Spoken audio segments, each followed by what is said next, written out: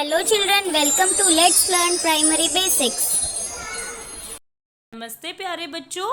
आज इस वीडियो में हम कक्षा 2 की सारंगी का जो पहला पाठ है उस पर आधारित वर्कशीट करना सीखेंगे। इस पाठ को पढ़ना और इस पाठ को जो समझना है वो हमने पिछली वीडियो में कर लिया था, तो आज हम सीधा वर्कशीट की तरफ चलते हैं। ऐसी वर्कशीट एडुलाइफ पोर्टल पर मिलती हैं, तो आइए शुरू करते हैं। पहला प्रश्न है, बहुवैकल्पिक प्रश्नों के उत्तर चुनिए।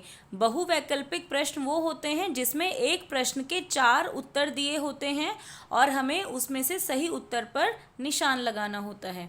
तो पहला प्रश्न है, नीमा स्कूल की बातें किसे बताती थी? तो नीमा इस पाठ में स्कूल की बातें अपनी दादी को बताती थी। तो हम यहाँ पर जो जगह दी हुई है उस पर इस तरीके से सही का निशान लगा देंगे और सब पर नहीं लगाना है। एक ही उत्तर सही होता है तो हम सही उत्तर पर ही निशान लगाएंगे। अगला प्रश्न है, दादी पूरा दिन कहाँ रहती थी? तो जब सब इधर उधर चले जाते थे और नीमा स्कूल चली जाती थी तो दादी पूरा समय घर पर ही रहती थी, जो है हमारा उत्तर नंबर 3, और हम यहाँ पर दी गई जगह पर सही का निशान लगा देंगे। उसके बाद अगला प्रश्न है, नीमा क्या काम करते करते दादी को स्कूल की बातें बताती थी? तो नीमा क्या काम करती थी जब स्कूल की बातें बताती थी? तो अगर आप यहाँ पर पाठ में देखेंगे तो नीमा रोज़ खाना खाते खाते स्कूल की बातें अपनी दादी को सुनाती थी, तो इसीलिए हम खाना खाते खाते वाली जगह पर सही का निशान लगाएंगे कुछ इस तरीके से। आगे रिक्त स्थान दिए गए हैं। रिक्त स्थान मतलब खाली स्थान है। हमें इन दोनों में से सही उत्तर चुनकर यहाँ पर लिखना है। तो दादी के डैश में दर्द रहता था, तो सिर में दर्द रहता था या घुटने में? हमने पाठ में पढ़ा था दादी के घुटने में दर्द रहता था, तो हम यहाँ पर लिखेंगे घुटने, कुछ इस तरीके से।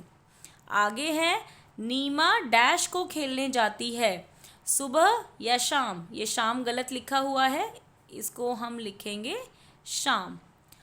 तो नीमा शाम को स्कूल से आने के बाद, काम करने के बाद खेलने जाती थी, तो हम यहाँ पर लिखेंगे शाम। आगे है, डैश का बहुत इंतज़ार होता है। तो किसका इंतज़ार होता है? नीमा स्कूल चली जाती थी, तो इसीलिए नीमा का इंतज़ार होता है इस पाठ में। आगे है, दादी घुटनों में डैश मल रही होती है। तो जब नीमा स्कूल से आती है तो दादी क्या मल रही होती है? अगर हमने पाठ में देखा हो, मैं दिखाती हूँ आपको। यहाँ पर दादी घुटनों में तेल मल रही होती हैं, तो इसीलिए हम यहाँ पर लिखेंगे तेल। दवाई नहीं मलती दादी, तेल मलती हैं। आगे है, नीमा दोपहर के डैश बजे घर आती है।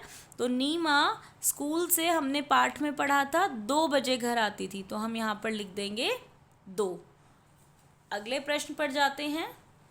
जैसे नीमा की दादी उसके साथ खूब बातें करती है, वैसे ही आपकी दादी आपके साथ क्या क्या काम करती हैं, उन सब पर गोला लगाइए। तो ये कुछ काम दिए गए हैं, खेलना, कहानी सुनाना, सुलाना, खाना खिलाना, पढ़ाना और गाना गाना। तो इसमें से मुझे लगता है मेरी दादी से मैं कहानी सुनती थी, तो मैं कहानी सुनने पर गोला लगाऊंगी।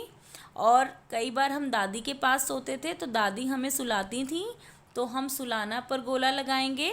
और जब हमारा कई बार खाना खाने का मन नहीं होता था तो दादी हमें प्यार से खाना भी खिलाती थी, तो इसीलिए हम खाना खिलाने पर भी गोला लगा सकते हैं। कई बार दादी पुराने भजन, पुराने गाने हमें सुनाती हैं, हमारे जो गांव के होते हैं गीत जिसे हम कहते हैं, तो वो भी दादी सुना सकती हैं, तो हम इस पर भी गोला लगाएंगे। अगर आप अपनी दादी के साथ खेलते हैं तो आप इस पर भी लगा सकते हैं। और पढ़ाना मेरे हिसाब से मम्मी या पापा या आप ट्यूशन वाली दीदी से करते हो, तो आप अपनी जो काम दादी के साथ करते हैं उस पर गोला लगा सकते हैं। आगे प्रश्न है, निम्नलिखित कथन किसने कहे हैं उसके साथ मिलान कीजिए। यहाँ पर है नीमा और यहाँ पर है दादी। तो मेरा समय नहीं कटता, ये बात किसने कही थी? अगर आपको पाठ में याद हो तो ये बात दादी ने कही थी, तो इसीलिए हम इसको दादी से कुछ इस तरीके से मिला देंगे। मैं 5 बजे खेलने जाती हूँ पर 10 मिनट में ही 6 बज जाते हैं। ये वाली बात अगर आपको याद हो तो नीमा ने कही थी, तो इसीलिए हम इसको नीमा से मिला देंगे। नीमा थोड़ी देर बैठ जा, ये वाली बात दादी ने नीमा को तब कही थी जब नीमा खेलने जा रही थी। दादी आप भी मेरे साथ चलिए, और जब दादी नीमा को रुकने के लिए कह रही थी तो ये वाली बात नीमा ने दादी को कही थी कि दादी आप भी मेरे साथ खेलने चलिए, और दादी के लिए वो भागकर चप्पल भी लाई थी, अगर आपको याद होगा यहाँ पर। और फिर दादी उसके साथ मैदान में नीचे गई थी। अब आगे एक खाली जगह दी हुई है और यहाँ पर दादी बनी हुई है शायद, तो यहाँ पर दिए गए चित्र को खाली स्थान पर बनाइए व रंग भरिए। हमें कुछ नहीं करना, हमें इसको देखकर बनाना है। तो आइए कोशिश करते हैं चित्र बनाने की। हम कुछ इस तरीके से यहाँ पर गोला बनाएंगे दादी का चेहरा देखते हुए, और फिर हम यहाँ पर दादी के ऐसे सुंदर सुंदर से बाल बना देंगे। ये आप अपनी मर्ज़ी से भी बना सकते हैं, लेकिन अगर कहा हुआ है तो हमें यही चित्र बनाना है। ऐसे दादी के 2 कान बनाएंगे हम सुंदर सुंदर से, और दादी का चश्मा, गोल गोल दादी का चश्मा बना देंगे, और चश्मे के अंदर दादी की काली काली सी आँखें बना देंगे कुछ इस तरीके से। और यहाँ पर दादी की नाक, और यहाँ पर दादी का मुंह जिससे दादी बोलती हैं, और बाल कुछ ऐसे होते हैं तो आप भी ऐसे कर सकते हैं। और यहाँ पर दादी का सुंदर सा जूड़ा जो दादी ऊपर बांध कर रखती हैं। तो हमने भी इसके जैसी दादी बना दी है, और आप इसमें अब रंग भर सकते हैं। एक और वर्कशीट है। अगली वर्कशीट में जो कार्यपत्रक 2 है, इसका मतलब वर्कशीट 2 है। यहाँ पर न वर्ण पर गोला लगाइए। तो न वर्ण कौन सा है? यहाँ पर न वर्ण है ये, तो हम इस पर ऐसे गोला लगा सकते हैं सुंदर सा। ये शब्द है नाग, और नाग के न पे हम ऐसे गोला लगाएंगे। ये शब्द है नोट, नोट के न पर गोला लगाएंगे। ये शब्द है नौका, नौका के न पर गोला लगाएंगे। ये है नारा, नारा के न पर गोला लगाएंगे। ये है नींबू, नींबू के न पर गोला लगाएंगे। ये है नाई, नाई के न पर गोला लगाएंगे। ये है नर, नर के न पर गोला लगाएंगे। ये है नादान, नादान के न पर गोला लगाएंगे। और आखिरी शब्द है नाम, नाम के न पर गोला लगाएंगे। तो ये हमने न वर्ण पर गोला लगाया है हर एक शब्द में। यहाँ पर है निम्नलिखित शब्दों को द और न की सहायता से पूरा कीजिए। तो यहाँ पर हमें खाली जगह पर या तो न लिखना है या द लिखना है। तो यहाँ पर अगर हम द लिखेंगे तो शब्द बनेगा दल, और आप ऐसे ही न ल नल भी लिख सकते हैं। तो यहाँ पर 2 शब्द बन रहे हैं, दल और नल।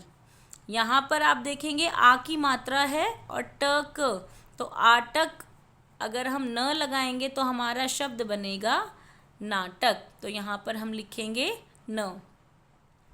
यहाँ पर है न लगाएंगे तो शब्द बनेगा नया, और एक और शब्द बन सकता है द या दया।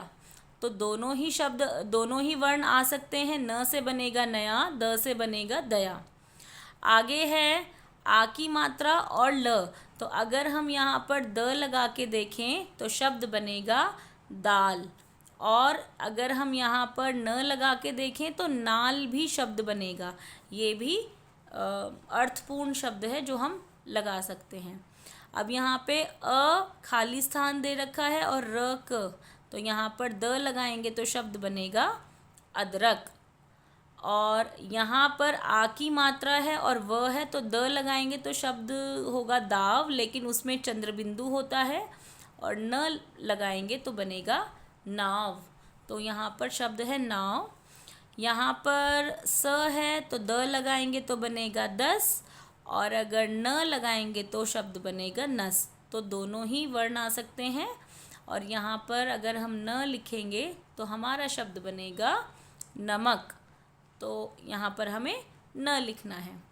आगे है सही जगह पर अनुस्वार लगाकर सार्थक शब्द बनाइए। अनुस्वार हमने बहुत बार किए हुए हैं, वीडियो भी है अनुस्वार के ऊपर जिसे आप देख सकते हैं। आपको अनुस्वार बहुत अच्छे से समझ आ जाएगा। अनुस्वार को हम एक बिंदी की तरीके से लगाते हैं, वर्ण के ऊपर बिंदी, और अनुस्वार जो न की आवाज़ जिस वर्ण के बाद आती है उसके ऊपर लगता है। जैसे यहाँ पर शब्द है पख, लेकिन हम बोलते हैं पंख, तो अंग की आवाज़ प के बाद आ रही है, तो प के डंडे पर हम इस तरीके से अनुस्वार लगाएंगे और शब्द बनेगा पंख। आगे है डंडा, तो डंडा में न की आवाज़ इस वाले ड के बाद आ रही है, तो हम ड के ऊपर लगाएंगे बिंदु और शब्द बनेगा डंडा। आगे है कंघा, तो अंग की आवाज़ क के बाद आ रही है, तो हम क के डंडे पर अनुस्वार लगाएंगे और शब्द बनेगा कंघा। आगे शब्द बनेगा नंबर, तो ये जो म की आवाज़ आ रही है वो न के बाद आ रही है, तो हम न के ऊपर लगाएंगे अनुस्वार और शब्द बनेगा नंबर। आगे है चंबल, चंबल में म की आवाज़ आ रही है च के बाद, इसीलिए च के ऊपर हम अनुस्वार लगाएंगे और शब्द बनाया हमने चंबल। आगे है रंग, रंग में आप देखेंगे अंग की आवाज़ र के बाद आ रही है, तो र के ऊपर हमने लगाया अनुस्वार और शब्द बना रंग। आगे है मंदिर, तो आप मंदिर में न की आवाज़ देखेंगे म के बाद आ रही है, तो हम म के ऊपर अनुस्वार लगाएंगे और शब्द लिखेंगे मंदिर। आगे शब्द बनेगा रंभा, तो म की आवाज़ र के बाद आ रही है, इसीलिए र के ऊपर हम अनुस्वार लगाएंगे और शब्द बना रंभा। तो इस तरीके से हमने हर शब्द पर अनुस्वार सही जगह पर लगाकर सार्थक शब्द बनाया है। अब आगे है चित्रों की सहायता से शब्दों को पूरा कीजिए। ये आप यहाँ पर देख रहे हैं दिए का चित्र है और या लिखा हुआ है, तो हमें सिर्फ यहाँ पर दी लिखना है, दिया, और ये शब्द बन गया दिया। ये दिल्ली का नक्शा है, तो ली तो लिखा हुआ है, हमें लिखना है दी, और हमारा शब्द बन गया दिल्ली। यहाँ पर आप देखेंगे इसे दाढ़ी बोलते हैं, तो ढी तो लिखा हुआ है, हमें लिखना है दा, और हमारा शब्द बन गया दाढ़ी। जो आदमियों के चेहरे पर बाल होते हैं उसे हम दाढ़ी बोलते हैं। यहाँ पर ये आदमी दौड़ रहा है, तो ड और ना तो लिखा है, हमें सिर्फ लिखना है दौ, और शब्द बनेगा दौड़ना। ये नमस्ते है, तो मस्ते तो लिखा है, हमें सिर्फ न लिखना है और हमारा शब्द बन जाएगा नमस्ते। यहाँ पर आप देखेंगे रावण का चित्र है, रावण का पुतला है, और रावण का पुतला कब जलाते हैं? दशहरा पर। तो शहरा, शहरा तो लिखा है, द नहीं लिखा, तो हम द लिखकर शब्द को पूरा करेंगे और शब्द बनेगा दशहरा। आगे है निम्न शब्दों का उच्चारण कीजिए और लिखिए। तो ये सही शब्द लिखे हुए हैं, हमें सिर्फ इनको पढ़ना सीखना है और इनको लिखना है। तो आइए मैं इसको पढ़ती जाती हूँ और लिखती भी जाती हूँ, जैसे आपको वर्कशीट में करना है।